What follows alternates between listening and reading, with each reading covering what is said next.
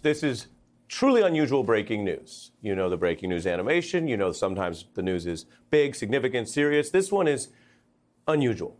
A major escalation in what is increasingly a kind of political, quiet, peaceful civil war, but a civil war of political proportions for MAGA over these Epstein files. And it's roiling the Trump administration at quite literally the highest levels.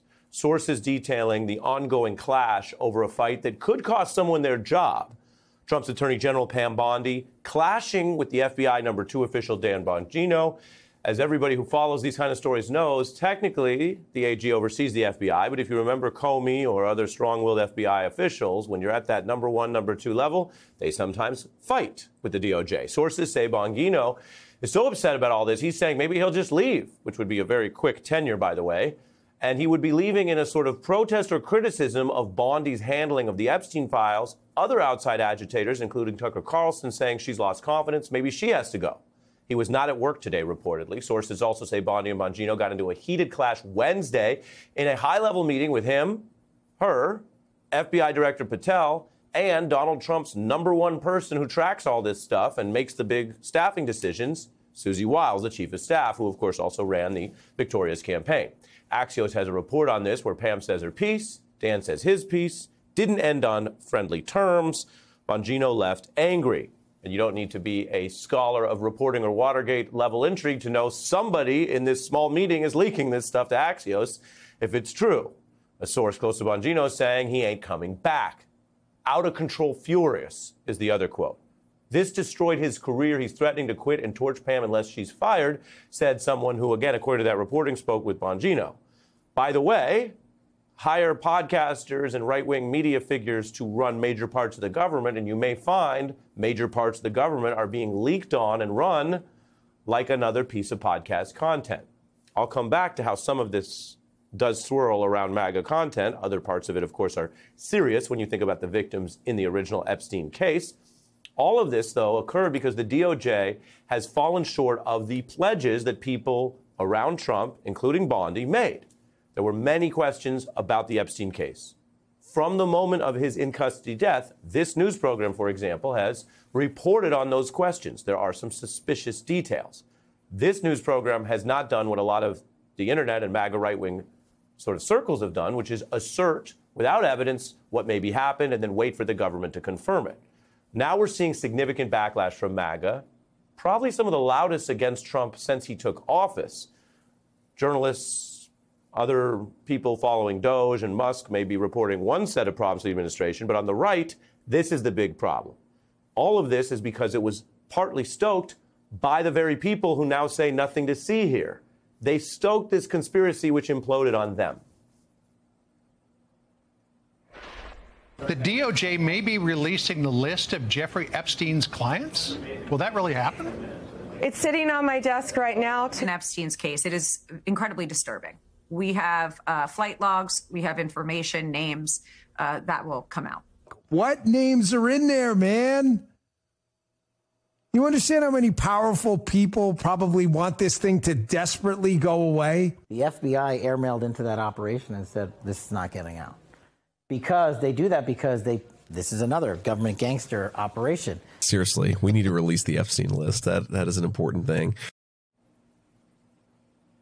Release the list. That's the now vice president. The list's on my desk, the attorney general. The government gangsters, quote unquote, are in charge of all this stuff. The problem is they caught the car. All those people talking up that way now have the goods. They're in the government. They used to be pointing their finger. They found it pointing at themselves, like many an old internet meme, and it's blown up on them. So this matters politically because one or more people may be out of a job. It matters in a deeper sense because we're seeing the limits of governing by clickbait or political conspiracy theory. It also could matter if any of it got back to the real questions about the Epstein case, not whether Pam Bondi was lying when she said she had an Epstein list or is lying now when the memo says it doesn't exist, but can't be both. Now, in the FBI, there's a wider dysfunction involving some of these same people who we know from what they're saying have been spending many, many days, a lot of their energy on a client list they now say doesn't exist. But the Times is reporting that the FBI is taking the unusual step of using lie detectors for loyalty tests. subjecting personnel to questions as specific as to whether they've criticized or, quote, cast aspersions on Patel, who you just saw in that other clip talking about gangsters. This looks like something from a movie or another era, but according to the Times, it's happening. And in Trump's DOJ under Bondi, there's also a purge because there are officials who say they might be targeted not for how they're doing their job, but whether they're insufficiently, quote, politically loyal to Bondi and Trump. Fired without explanation, a culture of fear is how the Post describes it. And so one more point on all this tonight. What started as a very real question about a suspicious in-custody death, any journalist or lawyer could tell you the government's holding a high-profile detainee and they die under suspicious circumstances, you want to investigate that. What started with something real morphed into a MAGA conspiracy theory that was sold so hard by these leaders that it's blown up in their face. And more than almost anything Trump has done thus far in the second term, and you follow the news, you're familiar with it, this is the thing saddling Trump. This is the thing that has them leaking on each other, fighting with each other, talking about not coming back to work, all because the story they sold themselves blew up on themselves. I want to bring in our experts, Michelle Goldberg from the New York Times and MSNBC analyst, and Alencia Johnson, who worked on the Harris 24 campaign and wrote Flip the Tables, Everyday Disruptor's Guide to Finding Courage and Making Change. Plenty in there for the times we're in now. Welcome to both of you. Michelle, multiple things can be true. We're all for investigating and holding the government accountable. If there were problems in the original handling of Epstein, it stretches from the Trump folks who were in charge of the Bureau of Prisons at the time. If there was further cover-up or lack of transparency, that would include, of course, the ensuing Democratic administration, and now back to the Trump folks again. So there may be good questions to ask, and yet so many of the questions that have blown up in their face seem to be of their own making. In Bondi's case, saying things that she would know to be untrue. Yes, certainly. I mean, I should say I don't really have very many priors about this. I'm inclined to believe that if there was evidence that Epstein was murdered, or if there was evidence of a so-called client list, given that we've had first Trump in charge, then Biden, now Trump again, there would be somebody who had the incentive to leak it or to put that out there. You know, that said, there are, as you said earlier, there are a lot of weird things about this case, including now the changed metadata on the tape that they put out. But I think the key is two things. One, that Pam Bondi has made these statements that can't be reconciled. Either she was lying outright and kind of getting the MAGA people's hopes up when she said, I have this list on my desk, you know, or she's lying now when she says no such lists exist and there's nothing there.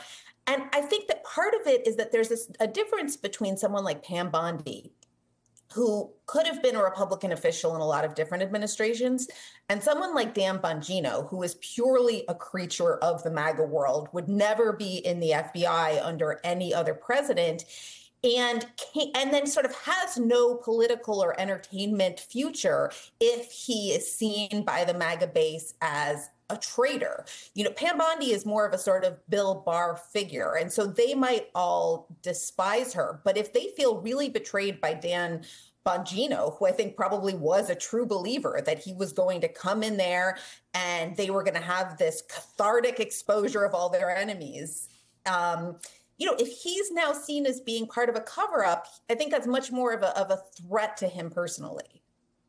Yeah. I appreciate that breakdown. That makes a lot of sense. Alencia, I want to play the MAGA meltdown over this. For folks who aren't constantly watching The War Room or Tucker, you maybe only have heard some of it. But again, I don't think it's an overstatement that they're more upset about this than most anything that's happened in these first 170 days. Take a look. Don't tell us all this stuff's coming out and the investigation's massive and that Trump wants it released and then say, oh, there's nothing there. This stinks. This just reeks. Pam Bondi needs to be fired. Who is rolling this out? The little rascals? So I'm going to go throw up, actually. That is so crazy. This is honestly one of the craziest things I've ever seen in my entire life. This seems like unforgivable behavior. For them to do something like this tears my guts out. Alencia. It's giving Real Housewives of D.C. and a really nasty reunion. But, you know, it's interesting. Your lead into that was the point that I've been thinking about. There have been so many egregious things that have happened in this administration from, you know, we see unemployment having gone up under this administration. We see this horrible bill that happened last week. We see what is happening with these ICE raids, all of these things that have happened in this first 170 days. And this is the thing that the base is literally crying over on television and on video. And so it will be interesting to see how, moving forward, the administration actually starts to bring in some of these MAGA loyalists who, quite frankly, are these conspiracy theorists that they would campaign with, right, in 2024. They brought them into the administration, and now they are infighting, and it's leaking out publicly. Is that continuing to erode the trust that the MAGA base has with the Trump administration? And I think it will. It will. Now, I actually don't have a lot of empathy for a lot of MAGA supporters because we've been here before in his first administration, right? He'll make one promise and then go the complete opposite direction. He continues to spew conspiracy theories, or people in his cabinet do, but yet that's actually not enough for people to pump the brakes. And the people who can pump the brakes are actually the people. Let me jump in. But on the politics, you ran with Harris, 1.5 race, right? Had it started earlier or different things happened, 1.5 in politics, that's not a Reagan landslide, right? Things can shift. Bannon says, whatever you think of him on the politics, that if they continue to mess this up, they're going to lose 10% of their base, which in a general election, quick math, would be a 5-point swing, which is pretty striking about how big they think the issue is. Take a look. For this to go away, you're going to lose 10% of the MAGA movement. If we lose 10% of the MAGA movement right now, we're going to lose 40 seats in 26. We're going to lose the president.